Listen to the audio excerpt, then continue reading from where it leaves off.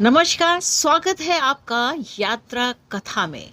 मैं हूं अर्चना वाजपेयी और हम यहाँ पर निकलते हैं सिर्फ एक सफर पर नहीं, बल्कि एक अनुभव को लेकर के, भक्ति को लेकर के, और उस सम की जो निचोड़ है वह है अंतःदृष्टि की यात्रा पर। हर शहर, हर मंदिर, हर घाट, हर पहाड़ी, हर जगह उसकी आत्मा हमें कुछ न कुछ संकेत देती रहती है कि वहाँ पर क्या हुआ था, ये चीज़ें कैसे हैं, और हर चीज़ हमें कुछ न कुछ सिखाती भी है। यही है इस एपिसोड में यात्रा की कथा। तो आज हम उस कथा को ले रहे हैं जो हमें इतिहास, संस्कृति और अध्यात्म से योग कराती है। समझने की बात है, इसे समझने की कोशिश कीजिएगा। चलिए रखते हैं एक कदम उस मार्ग पर जहां बाहरी पथ मिलते हैं अंदरूनी संसार से। तो जुड़िए मेरे साथ और चलिए शुरू करते हैं यात्रा कथा का आरंभ। आज की जो कथा है उसका शीर्षक है विष्णु अर्पण। यह एक हरि कथा है, इसे ध्यान से समझिएगा। कुछ पंडितों ने एक औरत से कहा कि घर में तू विष्णु जी की फोटो रख ले और रोटी खाने से पहले उनके आगे रोटी की थाली रखकर कहना विष्णु अर्पण। इसी प्रकार जब भी पानी पीना तो कहना कि विष्णु अर्पण, यानी कि कोई भी काम करेंगे उससे पहले विष्णु अर्पण कहेंगे। तो यह जो कथा है, इस कथा को भी मैं विष्णु को अर्पण करती हूँ, इस भाव को समझना।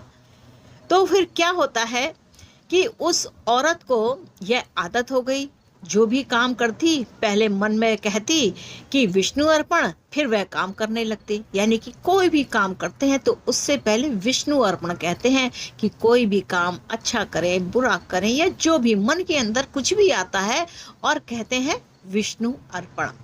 अब यहाँ पर क्या हुआ कि इस तरीके से वह जब भी कोई काम करती और विष्णु अर्पण कहती, तो इस प्रकार से उसके सभी कामों में उसकी आदत पड़ गई।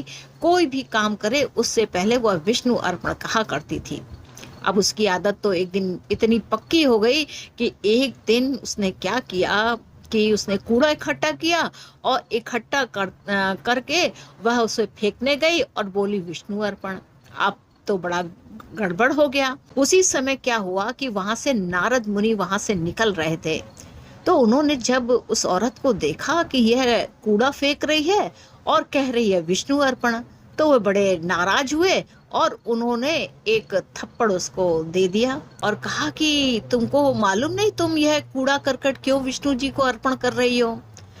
तो वह जो औरत थी, वह जो महिला थी, विष्णु जी से इतनी प्रेम में रंगी हुई थी कि थप्पड़ पड़ते ही जोर से बोली विष्णु अर्पण, और जोर से। अब जब उसने ऐसे कहा तो नारद जी ने दूसरे गाल पर भी एक थप्पड़ जड़ दिया। अब क्या हुआ कि जब और फिर पुनः उस महिला ने यही कहा विष्णु अर्पण। अब नारद जी को बड़ा ही क्रोध आया। उन्होंने क्या किया कि वह बड़े नाराज हुए और जाकर के विष्णुपुरी में चले गए, जहाँ विष्णु जी निवास करते थे। वहां पर गए तो उन्होंने देखा कि विष्णु जी के दोनों गालों पर थप्पड़ लगे हुए हैं। तो वह पूछने लगे कि भगवान यह क्या हो गया, उनके चेहरे पर यह निशान कैसे पड़ गए हैं। तो विष्णु जी बोले नारद, थप्पड़ मारो भी तुम और पूछो भी तुम। तो नारद जी बोले प्रभु, मैं आपको थप्पड़ कैसे मार सकता हूँ। विष्णु जी बोले नारद, जिस औरत ने कूड़ा फेंकते समय यह कहा था कि विष्णु अर्पण और तुमने उसे थप्पड़ मारा था, तो वह थप्पड़ उसने मुझे ही अर्पण कर दिया।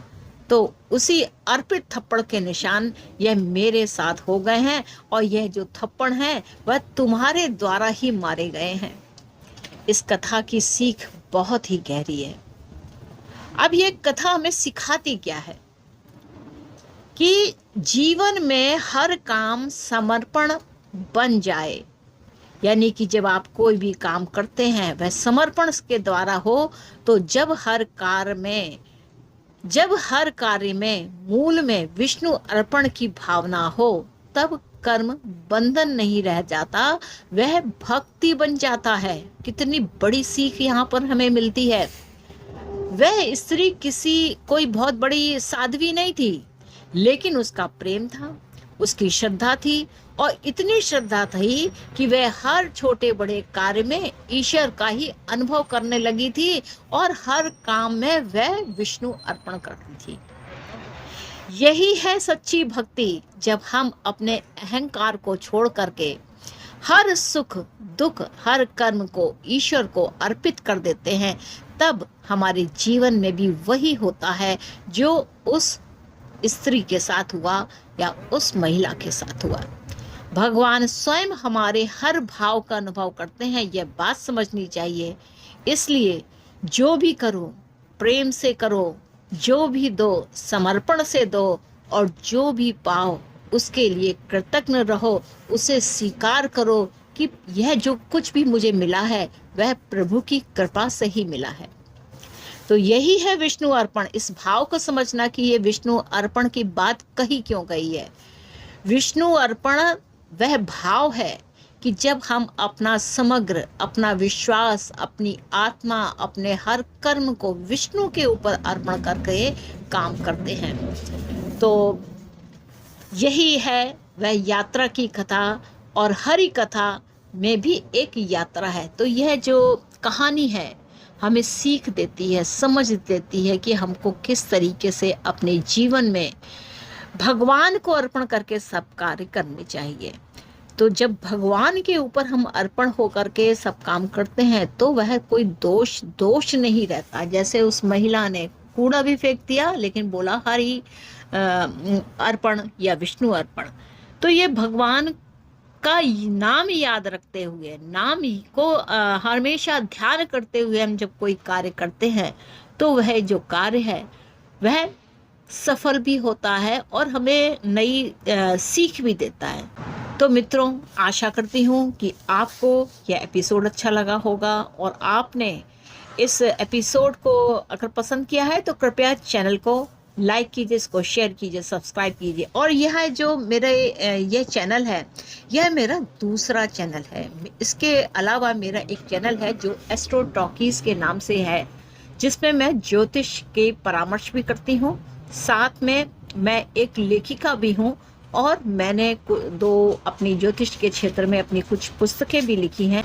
मेरी जो 2 पुस्तकें हैं वह अमेज़न पर उपलब्ध हैं। आप चाहें, अगर आप ज्योतिष में रुचि रखते हैं तो आप उसे ले सकते हैं और उसको पढ़ सकते हैं। तो मित्रों, मुझको आज्ञा दीजिए, मिलते हैं नेक्स्ट एपिसोड में किसी और कथा के साथ।